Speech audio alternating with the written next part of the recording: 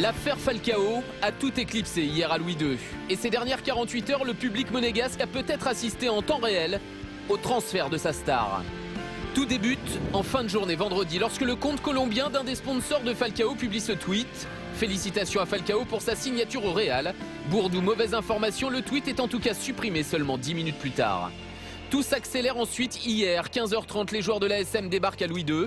Falcao est bien dans le groupe, son maillot est même prêt dans le vestiaire, même si dans un premier temps il est annoncé remplaçant. En arrivant au stade, on a su qu'il n'était pas en groupe. Tu sais pourquoi? Non, il y a des rumeurs, pour l'instant rien d'officiel. Débute alors 15 minutes incroyables. Chose qu'il ne fait jamais depuis son arrivée à Monaco, Falcao sort d'abord seul sur la pelouse, passer un long coup de fil. Il s'entretient plusieurs minutes avec Luis Campos, le directeur sportif monégasque. Ce dernier prend son téléphone. À ses côtés, Falcao semble tendu, soucieux. Il attend visiblement une réponse. Son avenir se joue à cet instant précis. Luis Campos raccroche, nouvelle discussion avec le joueur. Falcao redescend au vestiaire. Luis Campos, lui, est à nouveau au téléphone, puis descend à son tour et fait signe au responsable de la feuille de match que Falcao ne figure plus dans le groupe. L'avenir du joueur semble à ce moment scellé. Ira-t-il au Real, à Manchester City ou à la Juve? Rien ne filtre à cet instant dans les couloirs de Louis II. Les deux hommes sortent, direction la tribune officielle.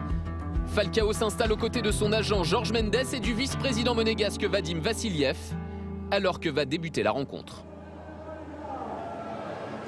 Un match où Monaco souffre en première période, manque de rythme, d'inspiration et à la 18e minute, le LOSC en profite. Ryan Mendes face à Levin Kurzawa, le centre de Mendes, rempli de Nolan Roux et ouverture du score pour le LOSC signé Nolan Roux. Falcao, avec à ses côtés Yuri Djorkaeff, semble réclamer un hors-jeu. Il a raison. Lopez est en position illicite. Le but n'aurait pas dû être accordé. Monaco est fébrile et frôle le chaos sur cette frappe d'Idrissa Gueye. Une seule réaction monégasque, cette énorme occasion de Ferreira Carrasco. L'ASM est mené à la pause. En tribune, Falcao échange quelques mots avec son agent. En seconde période, changement total de physionomie. Le LOSC semble endormi alors que Monaco prend peu à peu le dessus. 61e minute, Berbatov égalise sur ce centre de Ferreira Carrasco. La joie franche de Falcao. Logiquement, Monaco est revenu. Juste après le but, sur ce contact entre Berbatov et Mavouba, le banc lillois conteste avec trop de véhémence. Nicolas Girard, l'entraîneur adjoint, est exclu. Il n'en faut pas beaucoup, hein, il n'en faut pas... Et moi, j'ai eu la politesse de lui demander gentiment pourquoi il avait expulsé mon fils. L'entraîneur principal, René Girard, également.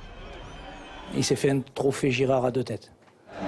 Girard donne alors ses consignes à Gérard Bernardet. Une fin de match sous tension. Pas de quoi perturber l'agent de Falcao, toujours au téléphone. Une dernière occasion pour Monaco. Girard qui remet ce ballon en phase de réparation, la tête de Kurzawa.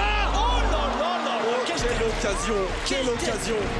Score final un partout, un résultat presque anecdotique car hier à Monaco, le seul sujet de conversation concernait évidemment Falcao.